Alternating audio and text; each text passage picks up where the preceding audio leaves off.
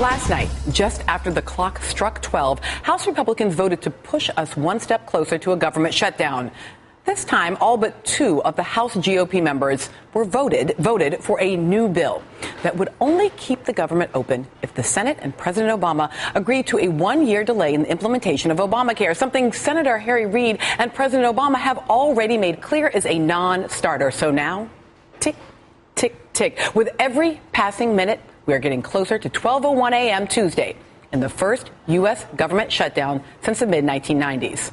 How on earth did we get here? Who's up for a little story time? Gather round, Nerdland. I have a story to tell about how Congress is running the country, for they've not done it well. Once upon a time, not long ago, a change came fast where it used to be slow.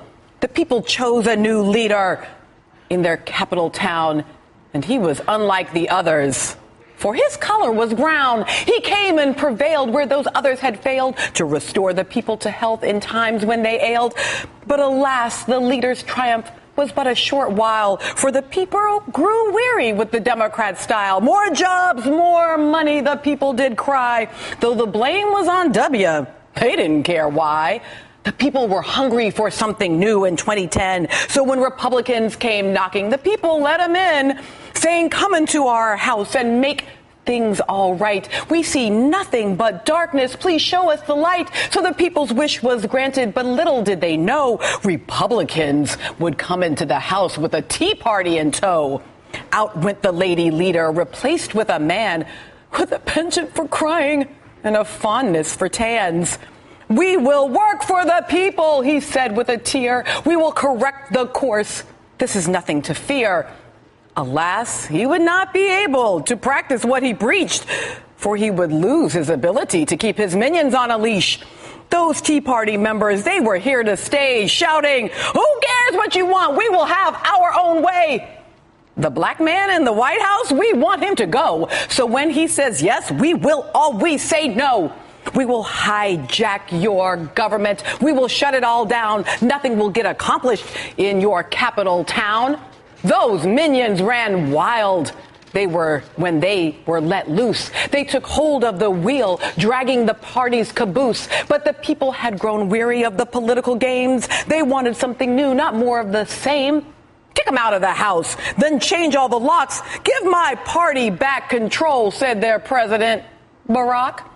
Only by then it was already too late. The people let the GOP in again. Now they must suffer their fate. So back to the brink, they dragged the country once more. But it was only the beginning of what was in store, because the people had lost control of the government for and by them.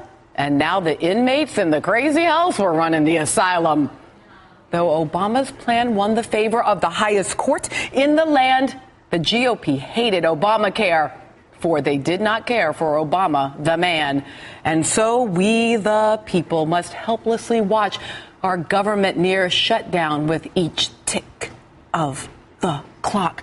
Paying our nation's bills had always happened on time, but this, said the minions, is where we draw the line. If it means punishing the people, then suffer they will, for we must remain in power upon this Capitol Hill. As for the leader of the GOP, well, he never really led. Boehner lost all his power to some dude named Ted, who talked and talked and talked through the night and laughed and smiled while the GOP, they did fight. Except they agreed when the fighting was done, they would not budge an inch, not one single one. Their preposterous plan, the Senate could not abide, so the people were dragged along on their Congress's wild ride. Though their leaders had closed the government once many years before, 17 years later, the people knew not what was in store. So this is where I pause my story, dear Nerdland friends, for there is still a day to stop this madness. It's not quite the end. Maybe Congress will surprise us. Maybe they will act faster than they have in the past to avert this disaster. Which of them might save us? I know not who is able. Perhaps we'll find the answer when I turn to my table. So stick around, Nerdland. So much at stake. And we're going to talk about it all right after this break.